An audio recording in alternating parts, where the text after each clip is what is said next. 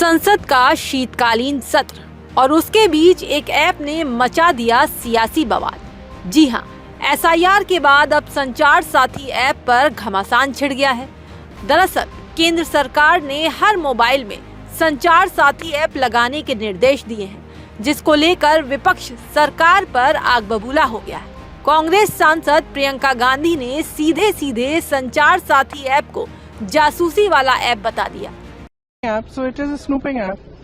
I mean, clearly it's ridiculous. Now, where else do they want to, I mean, citizens have their right to privacy. Even all of you must be having a right to privacy to send your own messages to family, friends, without the government looking at everything. It's not just one thing. It's not just snooping on the telephones. It's overall. They are turning this country into a dictatorship in every form. You ask me every day why Parliament is not functioning. It's not functioning because they are refusing to talk about anything. So it's very easy to blame the opposition, but the fact is they are not allowing any discussion on anything, and that is not democracy. Congress महासचिव ने आरोप लगाया कि इसके जरिए सरकार नागरिकों की निजता का हनन करना चाहती है। कांग्रेस के ही इमरान मसूद ने तो इस ऐप को लेकर सरकार पर तंज कसते हुए सिंगापुर वाला उदाहरण दे दिया। बोले, आप सुरक्षा के नाम पर सिंगापुर की तरह काम क्यों नहीं करते, लेकिन आप लोगों के मोबाइल में घुसकर उनकी निजता का हनन करेंगे। उन्होंने पूछा, क्या आप देश को नॉर्थ कोरिया बनाना चाहते हो? देश को हम कहाँ लेके जा रहे हैं?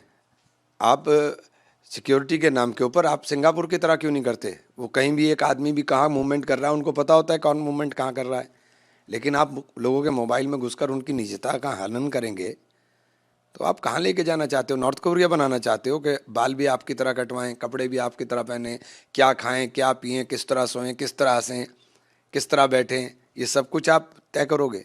वहीं समाजवादी पार्टी के अध्यक्ष अखिलेश यादव ने भी केंद्र की मोदी सरकार को घेरा। साथ ही साथ साथी ऐप के मुद्दे पर आरएसएस को भी लपेट लिया। उन्होंने अपने ऑफिशियल अकाउंट एक्स पर पोस्ट कर लिखा, जिनका इतिहास ही मुखबिरी का रहा हो, वो जासूसी करना कैसे छोड़ सकते हैं।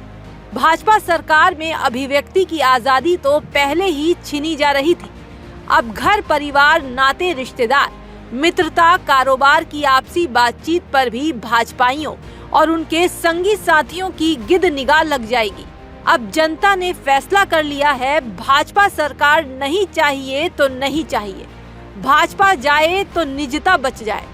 हालांकि विपक्ष की घेराबंदी के बीच केंद्रीय मंत्री ज्योतिरादित्य सिंधिया सामने आए और सभी आरोपों को सिरे से खारिज कर दिया। जासूसी के आरोपों के बीच सिंधिया ने स्पष्ट किया कि इसके आधार पर ना कोई जासूसी है, ना कोई कॉल मॉनिटरिंग है। इस ऐप को लोग अपने फोन पर चाहे तो हटा भी सकते हैं। जब विपक्ष के पास कोई मुद्दा नहीं होता और विपक्ष मुद्दा ढूंढना चाहता है तो विपक्ष की मदद हम नहीं कर सकते। हमारी जिम्मेदारी है उपभोक्ताओं की मदद करने की, हमारी जिम्मेदारी है उपभोक्ताओं की सुरक्षा देखने के लिए। क्या है संचार साथी?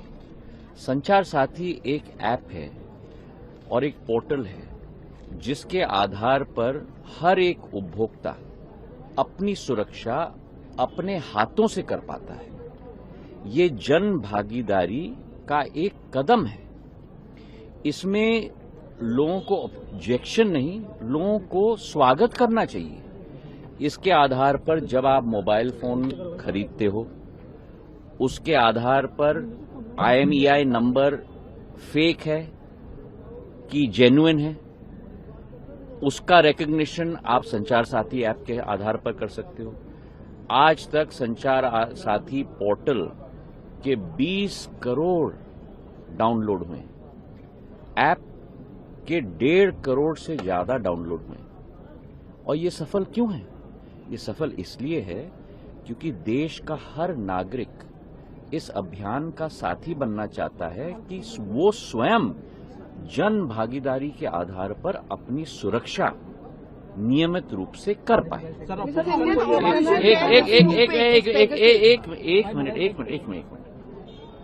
आज तक करीब 2.25 crore mobile connections, fraudulent mobile connections इस जन भागीदारी के आधार पे ही डिस्कनेक्ट हुए। करीब करीब 20 लाख फोन जो चोरी हुए थे उनको ट्रेस किया गया है। 7.5 लाख फोन जो चोरी हुए थे उनको वापस उपभोक्ता के हाथ पे पहुंच चुका है। करीब 21 लाख फोन उपभोक्ताओं के रिकॉग्निशन और रिपोर्टिंग के आधार पर ही डिस्कनेक्ट हुए हैं। सियासी संग्राम के बीच सवाल वही, क्या संचार साथी सुरक्षा देगा या निजता पर चोट करेगा? फिलहाल आपकी इस पर क्या राय है, हमें कमेंट बॉक्स में जरूर बताएं।